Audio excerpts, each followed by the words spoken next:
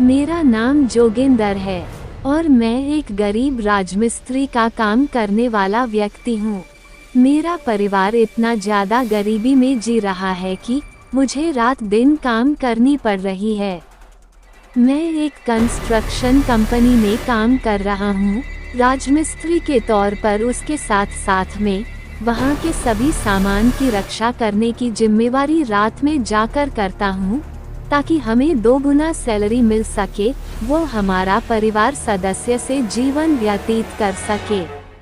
जिस construction company में काम कर रहा हूँ वहाँ मुझे एक रूम मिली है अपने परिवार को रहने के लिए। इसमें मैं, मेरा भाई और मेरी मम्मी पापा रहा करते हैं।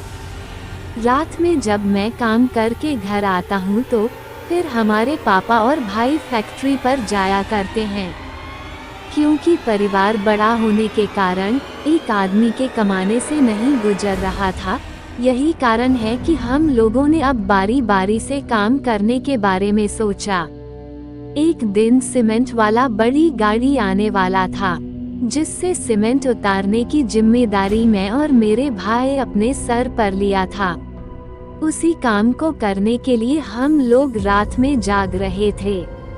लेकिन जैसे ही सीमेंट वाला ट्रक फैक्ट्री में आई, रात के 12 बजे बज रहे थे और मुझे टॉयलेट लगी थी। रात ज्यादा होने के कारण मैं अपने भाई राजा को कहता हूँ कि मुझे टॉयलेट लगी है। मैं अपने भाई के साथ टॉयलेट गए। उसके बाद जब सीमेंट की गाड़ी फैक्ट्री के अंदर पहुंच जाएगी तो हम लोग जाकर सामान उतार लेंगे। क्योंकि मेरा एक गरीब परिवार था और वह मेरा घर भी नहीं था, वहाँ सिर्फ कंस्ट्रक्शन कंपनी हमें रहने के लिए एक छोटा सा मकान दिया था। उसमें बाथरूम टॉयलेट की कोई सुविधा नहीं थी। हम लोग बाथरूम करने के लिए बाहर खेतों में तथा जंगल में जाया करते थे। जब मैं और मेरा छोटा भाई राजा एक साथ जा रहे थे, काफी दूर पहुंचने के बाद मुझे 2 लोगों की बातचीत सुनाई देती है। जैसे ही हम लोग थोड़ा और शांत हुए तो हम लोगों को लोगों की बातों की आवाज पूरा साफ साफ सुनाई देने लगी थी। वो दोनों आपस में बातचीत कर रहे थे कि मेरा बहुत ज्यादा अच्छी है, वो हमेशा से ही सभी लोगों का ख्याल रखती है। अच्छा हुआ कि मैंने अपनी बहू को अपने बेटे से शादी करा दिया, जो कि बहुत अच्छी लड़की है। तभी उसकी पत्नी कहती है कि ये तो बहुत अच्छा हुआ। मैं तो अपने घर गई थी देखने के लिए, लेकिन सभी लोग सो रहे थे आराम से और मैं घर में ही घूम घूम कर वापस आ गई हूँ। हम दोनों भाइयों को साफ साफ आवाज सुनाई दे रही थी, लेकिन जब मैंने पीछे मुड़कर देखा तो वहाँ किसी भी व्यक्ति नहीं दिख रहा था। फिर मैंने जंगल की तरफ देखा तो वहाँ 2 कब्र बनी हुई थी, जिस पर दोनों व्यक्ति का नाम लिखा हुआ था। और उसकी मरने की तारीख जब मैंने देखा तो मेरे पैरों तले जमीन हिल गई। जब मैंने दोनों कब्र की तारीख देखी तो दोनों एक ही दिनांक में मरा हुआ था। इसका मतलब है कि दोनों एक ही दिन मरे थे।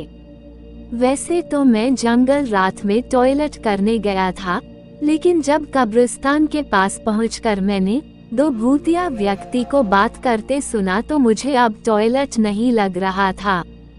मैं अपने छोटे भाई राजा को कहा कि भाई, इधर कब्रिस्तान में बहुत ज्यादा भूत दिखाई दे रही है। ऐसा करते हैं कि हम जल्दी जंगल के रास्ते अपने घर पर पहुंचने का प्रयास करते हैं। उसके बाद हम दोनों जंगल के रास्ते घर की तरफ बढ़ने लगे। लेकिन जैसे जैसे हम घर की तरह आगे बढ़ते थे, वैसे वैसे ही दोनों भूतिया व्यक्ति की आवाजें हमें बहुत ज्यादा स्पष्ट सुनाई देने लगी थी। जैसे ही हम लोग एक जगह पर रुक गए थे और पेड़ के पीछे छिप गए थे, फिर पेड़ के पीछे से छिपकर ही देखे तो हमें साफ साफ दोनों का कब्र पर भूत दिखाई दे रहा था और दोनों आपस में बातचीत कर रहा था। अब जैसे जैसे मैं घर की तरफ बढ़ रहा था, वैसे वैसे दोनों हमारे पीछे पीछे आ रहे थे। जैसे ही हम लोग घर पहुँचे, हम लोग जल्दी से घर में जाकर दरवाजा लगाकर सो गए। घर में दरवाजा लगाकर सोने के बावजूद भी हम लोगों को नींद नहीं आ रही थी। फिर अचानक हम लोगों को हमारे घर के बाहर एक आवाज़ सुनाई दे रही थी। ज़्यादा गौर से सुना तो मैंने देखा कि वही दो भूतिया व्यक्ति है जो कब्रिस्तान से भूत बनकर आया था। कोई हमारे घर के बाहर धीमी बातें कर रहे थे। ये बात इतना ही स्पष्ट सुनाई दे रही थी कि हमारे घर वाले मतलब कि मेरे मम्मी पापा भी जग गए थे। जैसे ही पापा ने कहा कि चलो हम देखते हैं बाहर बातचीत कौन कर रहा है, क्योंकि उसके पिताजी फैक्ट्री में सुरक्षित जोगनी का काम कर रहा था और अगर कोई व्यक्ति आकर फैक्ट्री में कोई सामान चुरा कर ले जाता है तो उसकी जिम्मेदारी मेरे पिताजी की होगी। जैसे ही मेरे पिताजी बाहर गया, दोनों भूत मेरे पिताजी के पीछे पड़ गया और उसे अपने पास खींचकर मेरे पिताजी को जान से मार दिया था। फिर उसके बाद मेरे पिताजी के साथ मेरे माताजी भी बाहर निकली थी, लेकिन भूत ने उन्हें भी पकड़कर जान से मार दिया था। उस दिन पूर्णिमा की रात हम दोनों भाइयों को बहुत ज्यादा डर लग रहा था। इस कारण से हम लोग डर के सो गए थे। जब सुबह उठा तो देखा कि मेरी मम्मी पापा मृत हालत में पड़े हुए हैं और बहुत सारे फैक्ट्री के लोग वहां पर आ गए।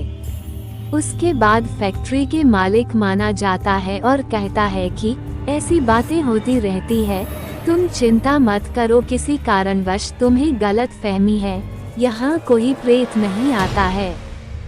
सभी के चले जाने के बाद वहाँ का एक बुजुर्ग कहता है कि हो ना हो तुम्हारे माता पिता का खून एक भूत ने ही किया है, क्योंकि हर पूर्णिमा की रात मतलब हर साल पूर्णिमा की रात इसी समय से दिन एक व्यक्ति की हत्या हुई थी। उसका पूरा परिवार तुम्हारा पिताजी और माताजी के कारण मौत हुई थी। उसके बाद वो व्यक्ति कहता है कि अगर तुम्हें इसके बारे में ज्यादा जानकारी चाहिए तो तुम जंगल के पास एक झोपड़ी में जाना, वहाँ तुम्हें एक बुढ़िया दिखाई देगी, उसी से बात कर लेना, बस तुम्हें सारी जानकारी दे देगी। जैसे ही घर में मैं पहुँचा तो देखा कि बुढ़िया बैठी हुई थी। जब मैंने उससे बात करना शुरू किया तो वह कहने लगी कि तुम्हारे मम्मी पापा के कारण ही एक पूरे परिवार खत्म हो गई थी और वही कारण है कि कल तुम्हारे मम्मी पापा की खून किया है।